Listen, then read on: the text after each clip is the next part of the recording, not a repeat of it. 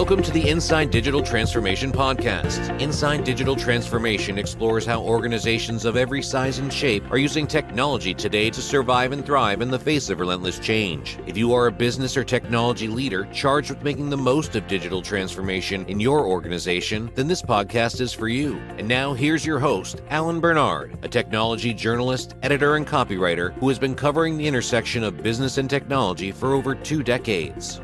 Hi everyone, thanks for tuning in. Today I'm speaking with Stephen Schroth, Executive Vice President and Enterprise Design Officer for KeyBank, a Cleveland-based $1.9 billion financial services company with 18,000 employees across 15 states, about how to use design thinking to achieve the best business outcomes from your digital transformation efforts.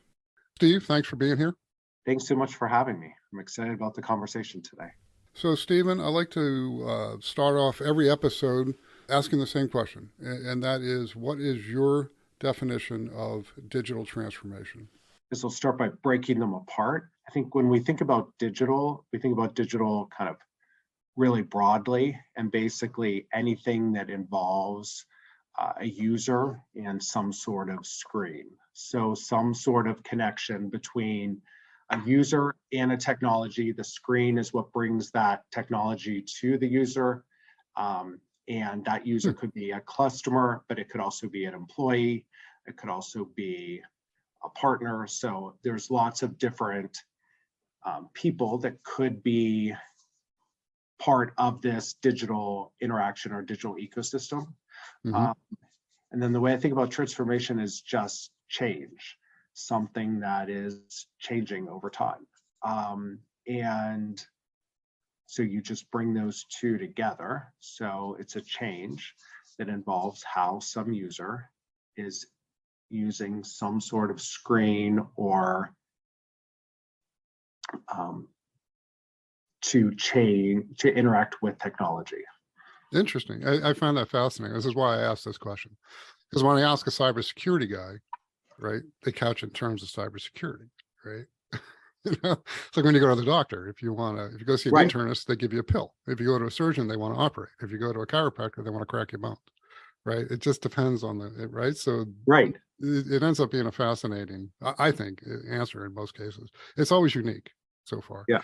I have a definition of digital transformation that it seems to be working pretty well. So it's using digital technologies to change the status quo. That absolutely works. I think the interesting thing with digital transformation to me is not the word digital as much as the transformation. And it's always interested me because when people talk about that, especially in the context of digital transformation, it always seems like super exciting. You know, you're transforming something. You're like taking it, but the reality is transformation and change is super hard. Right. I think if you focus on the outcomes, that's where the excitement comes. Right. But if you're in the thick of it and you're a decision maker having to choose between technologies and platforms and costs and cloud and on premises and data, it's a huge challenge. Yeah, I couldn't agree more. And that's why the topic today is on design and why design is important. But design is all about focusing on the user. And so what is that user that is experiencing this transformation?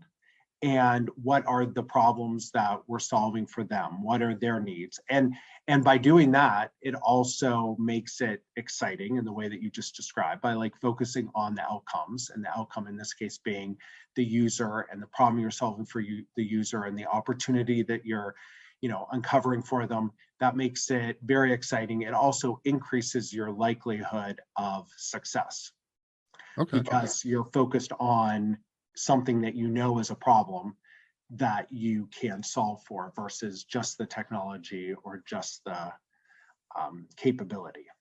Or the functionality. Or the feature functionality, or something, right? So is that at the essence of what design thinking is? It's a user-focused approach to problem solving? Yes, I like to say that if people don't know what design is, they think it's decorating. Yeah. And, and there is an aspect certainly of design that is making things look good, but that's not really at its core what it is. It really is a mindset and approach for how you solve problems. And the solving them from a user perspective is one of the kind of defining aspects of that. But there's a couple others that are as well. Another one is iterative. So doing things in an iterative manner.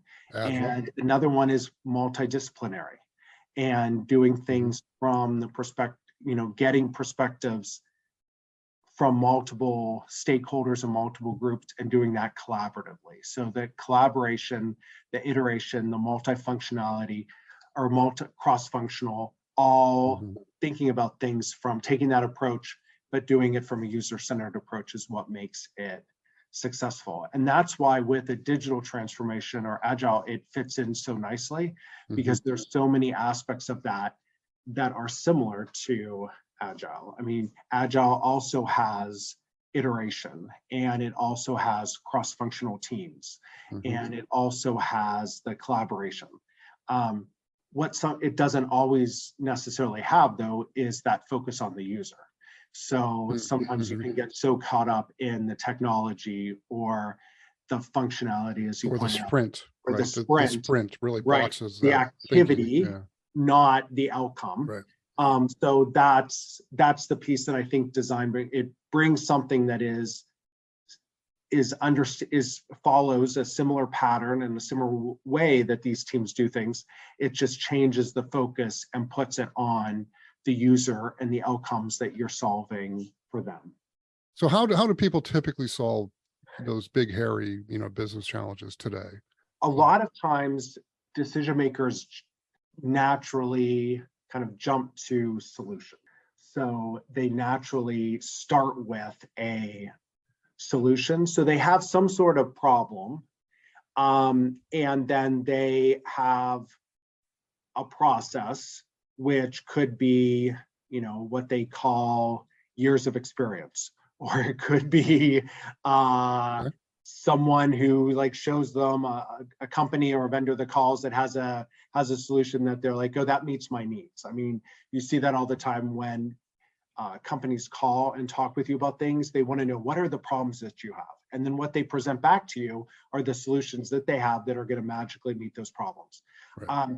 So I think what happens is that it's not that the problem is that they're not going through a process to ideate in a way that's user-centered to get them to the solution. So they start with the solution, then once they have the solution, then they just start implementing the solution that they have.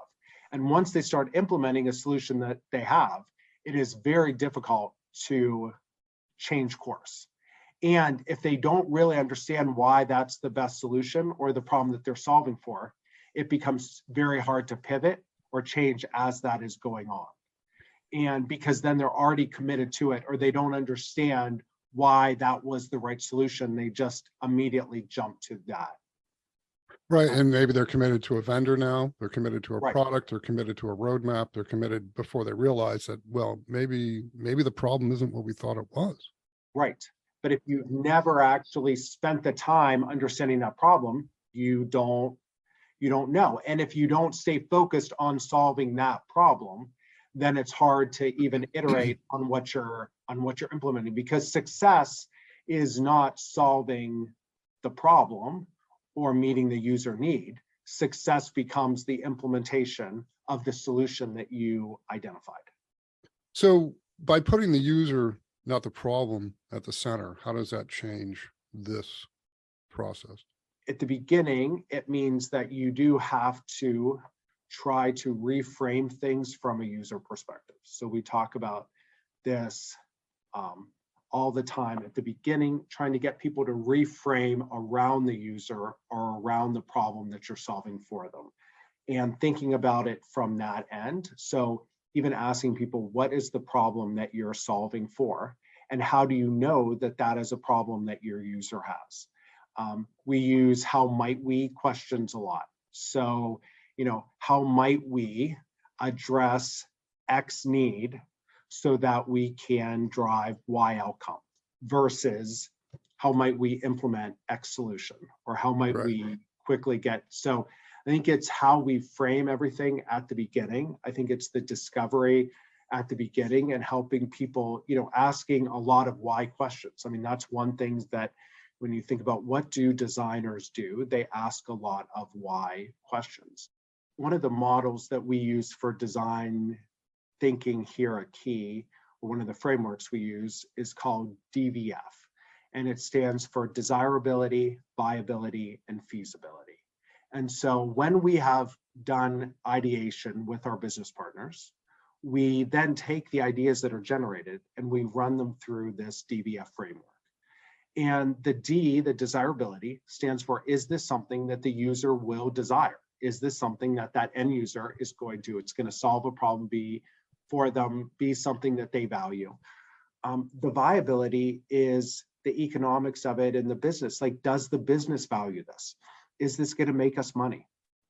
Is it going to help us cut costs? Like, whatever the business outcome is, the economic aspect of it that the business has and requires, thinking about it from that way. And then feasibility. Can we actually implement this? Is this something that's possible?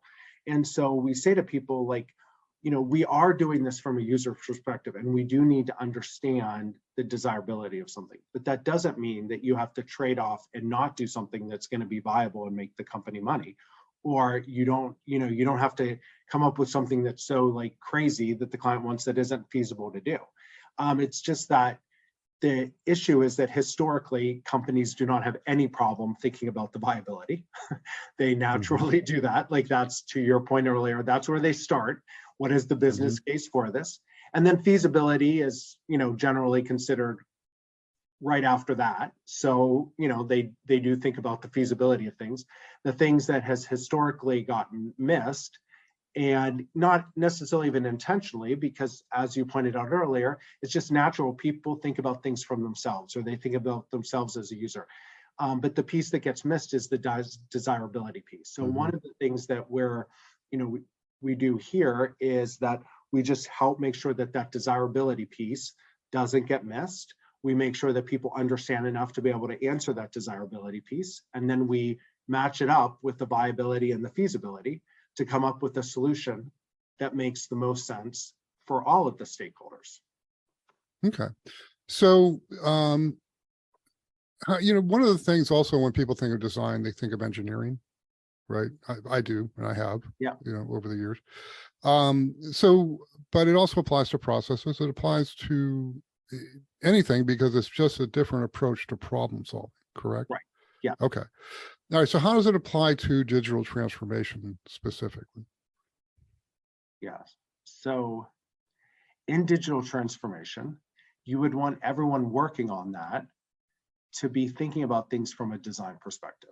You might have someone part of a digital transformation team that is a designer and a trained designer and has those, but that doesn't preclude the other people from the team from also incorporating and thinking about things from a design perspective. So for example, you mentioned the engineers. The engineers can absolutely be involved in design, and not just because they're making decisions and building things for the front end or the UI, but also because along the way, they can make sure that they understand kind of what is the problem that we're solving and ask those types of questions. They can also develop prototypes, and prototypes, there's lots of different fidelity levels for prototypes. The first prototype might just be something that you sketch out on a piece of paper or jot down on a diagram and show to someone else and say, does this, what do you think? I'm thinking about this. Like, do you think that this would work? And doing testing of those things, so they can apply, an engineer can apply that. Everyone on that cross-functional team can incorporate aspects of design so that they are working from a more user-centered and design centric way in what they are implementing. Okay, so for example, does it apply to things like, we're going to move to the cloud, right? I'm thinking of middleware, for example, right? Or designing microservices architectures. Yeah. Right. But in the end, I think the end product is always used by somebody, to your original point, right? Is that right? kind of Yeah, how that all fits together? So regardless of absolutely. where the problem is in the chain, you really got to think of the final Who is using destination. what you're doing? So if it's a cloud service, maybe that is not something that a client necessarily is going to be interacting with, although there's probably some experience they're going to have as a result of this. But maybe even just the move to cloud itself, who are the internal partners that are part of that change? And Right. how do they use, how is what they're doing today going to change as a result of this cloud migration? And what are the insights? Sometimes it's not even just about their experience that they're going to have in the future, it's leveraging their insights for what needs to happen and what needs to be built. I mean, remember about a year and a half ago, we had a long-standing client who we were doing work with, and we had a very good relationship with them organizationally, but the relationship was with very senior relationship managers at the company. And so we never interacted with the people at their company who actually used our services. So we interacted with the senior leaders who were responsible for the relationship, and they would tell us how things were going and what they'd want us to prioritize and where there were opportunities. But we had an opportunity to visit their office. And when we were at their office, we were meeting with some of the people that were actually utilizing their services. And we noticed that there were a bunch of Post-it notes on one of the users' screens. And we said, what are those Post-it notes for? And they said, well, for risk reasons, the people that start the transaction here can't finish the transaction because the transaction size and the risks associated with it. So typically when we do a handoff, it's verbal, but sometimes the people may be running late. This was all pre-COVID, so people were coming in, maybe they need to leave early for the day. So we write a Post-it note and we write what we started so that then they can finish the transaction. Oh, So ironically, they were solving this risk by then putting something in writing on these Post-it notes. And we were able to make a change to our application to allow for notes so that if you started it, you could make notes and then the other person could come in. And it was a feature that the client really loved.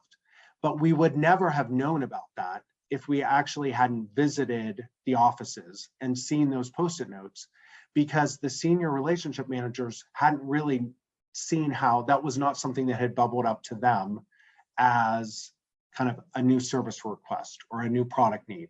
And so I think just in general, I tell that story because I think it's a good example of the closer that you can get to whoever the users are, the better this is all going to go. And you might get some insight. So I would say the same thing with a cloud migration. So who is using the data that's migrating to the cloud today and how are they using it? And what are the challenges that they have with using it today? And how could you make those better? Or, so I think any situation has a user. One of the other models and frameworks we use a lot in design is an ecosystem map. And the reason we use an ecosystem map is to capture all the different stakeholders and the different users involved, because it's rarely as simple as just one user. And, so you have to understand those other users and how they impact that. I mean, in banking, we talk about this, like there might be a user, a client who's using one of our online applications, but if they are getting advice if they're a business and they're getting advice from their accountant, or if they are getting advice from a family member, then they're also involved in that ecosystem. If they're using other sites or apps, then the experiences that they have on those and the expectation that those apps and sites have influence how they feel about our app and site. And so we have to understand those types of dynamics and build them into the experiences that we are designing. So, part of decision-making in a fast-paced business world is time, right? There's probably a lot of decisions that get made that in hindsight were rushed, right? Yeah. It sounds to me like, design thinking could add a lot of time to the front end of, a digital transformation process. But but the industry is littered with failed IT projects, right? So, is it, I don't know, I guess just address that because it does Right. sound rather, it sounds rather upfront, a lot of Yeah. front loaded on this. There is some front-loaded piece, and I think there is always a lot of concern. Oh, you're here to slow us down. We already know what we want, and now you're telling us, wait, we have to go back and listen to these people and do these interviews and do this and do that, and it's going to slow us down. But the reality is that it doesn't have, there's a couple realities of it. One is that it doesn't have to take a long period of time. Again, a prototype could be as simple as sketching something out and showing it to someone else and asking them, would you use this? What do you think? So you can do those. There's And also that includes processes, right? That Process- includes process absolutely. changes, anything you can get on a piece of paper. Yes, right? anything Okay. that you can get. It could be a process, it could be a new service experience, it could be anything. There's also lots of panels and survey tools out there that, like, I could put out a survey right now, and by the end of the day, I could get feedback from people, including target clients, on what I'm thinking, building, etc. So there's lots of ways to get quick feedback. And the other aspect that you alluded to with the point about littered projects, if you don't spend the time understanding the problem at the beginning, you really risk building something that is not successful. And we've had multiple case studies here where people have asked us to build something or work on something. And then when we've gotten in from a design perspective, we've realized that what they were solving for was not actually the right thing. And if we had built that, we would have built the wrong thing and spent the wrong amount of time and resources doing that because the customers wouldn't have valued it, or the users wouldn't have been able to use it, or the features that we were choosing to do first weren't the features that were most valuable. And so those are, for as many instances as you can try to point to and say, oh, this is going to slow things down, I can show you even more instances where by moving so quickly that you didn't understand the problem, you end up spending money or building something that doesn't get utilized.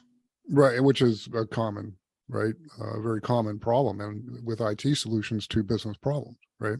Right. And people will do the post-it workaround. Right. So, and you have no idea that that's what's happening unless you spend time. And that's the other aspect of this, is that this isn't a linear process. It is more iterative.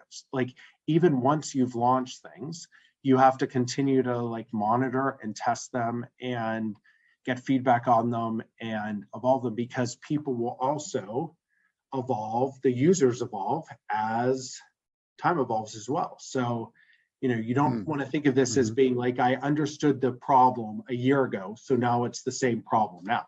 I mean, it may not be the same problem now. It may very well be, but there also could be nuances associated with it that if you continue to have a feedback loop and you continue to think about the stuff in an iterative way, that then you have the opportunity to make your product and experience or process better.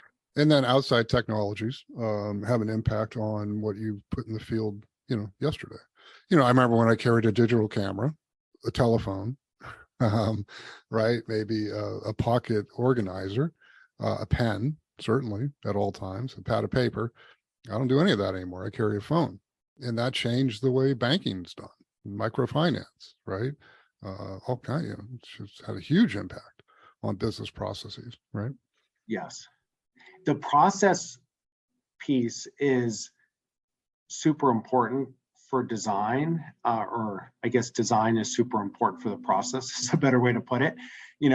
People naturally think of design for things that are client facing. But to the point we were saying earlier, any place you have a user design and any place there is a process or a service, there is a need for design.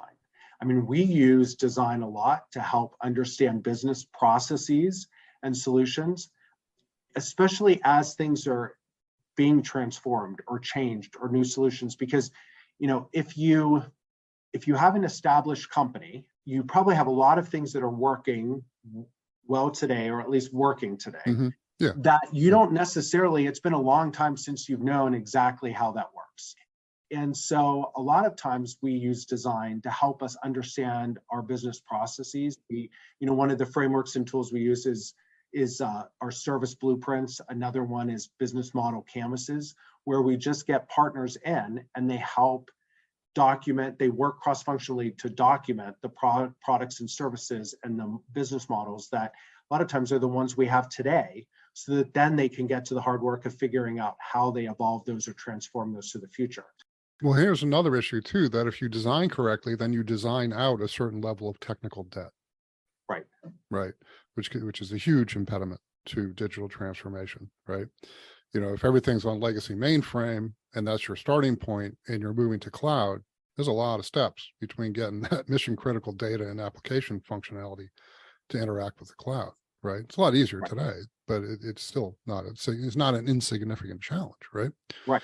So, and the more, I guess the more effort you put into the front end, you're thinking about the process, the problem, the end user. Also, I wanted to bring that up. The end user today could be a machine. Right. Or another application, right? But it's still a consumer, a user of whatever output that previous step in the chain creates, right? Yes. Okay. Yeah, absolutely. And I think that's also a difference between digitization and digital transformation.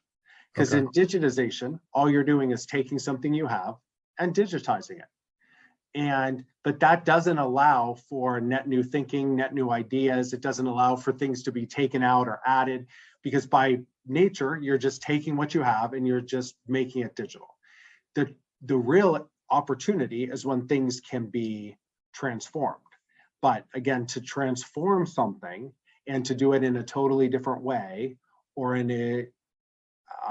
or to do something that is reductive or additive, you really do have to understand it at a much higher level than just what you need if all you're doing is cutting and pasting it into new form factor. Okay.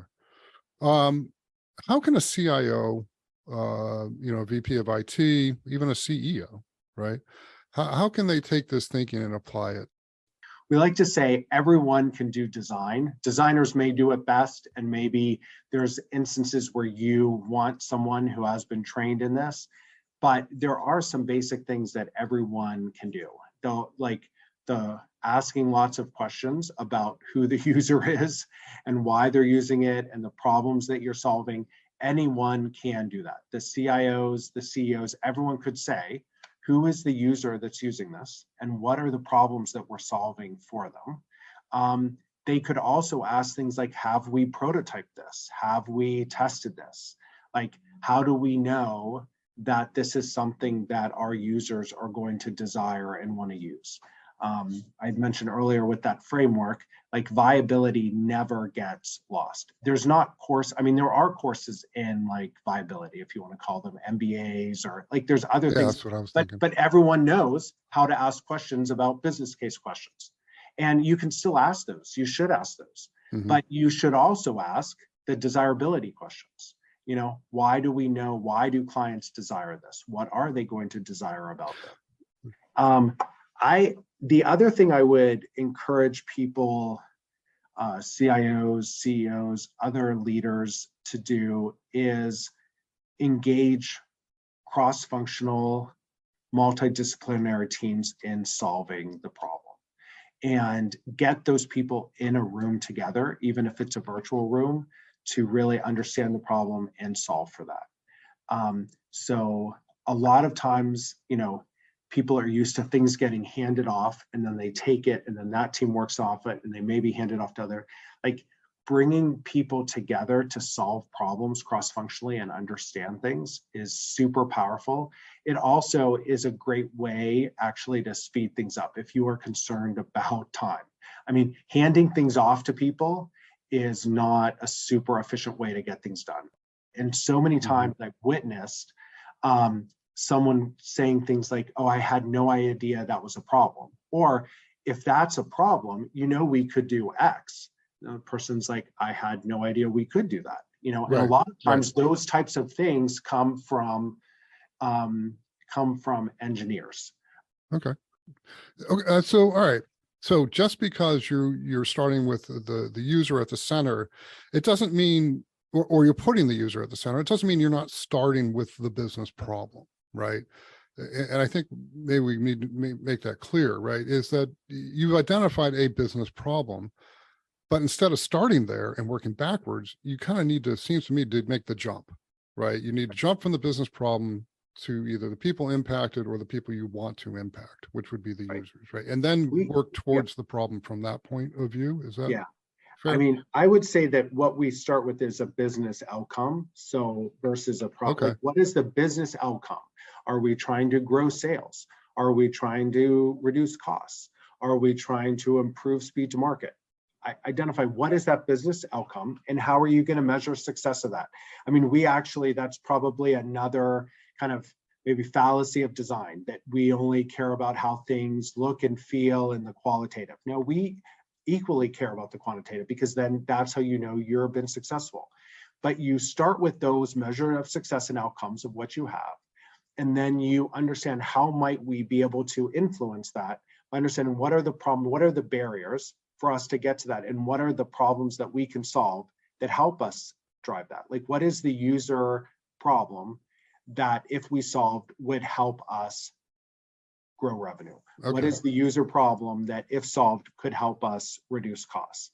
And then focus on that. But then when you're implementing, then you get to the solution, then you test a solution, and then you go back and say, did that solution, that metric go up or down? And if not, what do I need to change about that and iterate to be able to do that? And in the context of this conversation is, how do I apply digital technologies to achieve those goals? Right. Okay. Because it could be a process tweak, it could be a workflow, it could be adding customer service reps, right? And that really isn't necessarily a digital issue, right? Okay. Yes. But even that, like, why do you, we had a situation a few years ago where some people came to us and they said, what we want to do is we want to do more marketing for digital clients so that there'll be fewer clients who call the contact center, because they'll get enrolled in digital, they'll use digital services, and then they won't have to call. So we brought together a cross-functional team to look at the problem. And one of the things we did was we listened to calls and we studied what people had done, and we had looked at some of the users who were calling the contact center. And we realized that most of the people that were calling were people that had actually already been on the site. So and the reason they had been on the site and there was something on the site that caused them to have another question and want to call, or they went and didn't see something that they wanted, so then they had to call. So we were able to pivot what we did so that we could address those reasons why someone had come to the site and ended up calling. And that's how we reduced the calls. But if what we had done initially was just gone out and enrolled more people in online banking, which was the original ask and seemed like originally what we needed to do, then all we would have actually done is increase the number of calls, because we would have had more people caught in this cycle. So, that's one of many examples where if you really understand, you can start with something like, we want to reduce calls, but then really understanding from a user perspective why they're calling, then you can get to the right solution to reduce the calls and avoid implementing something or doing something that isn't going to help you achieve that outcome.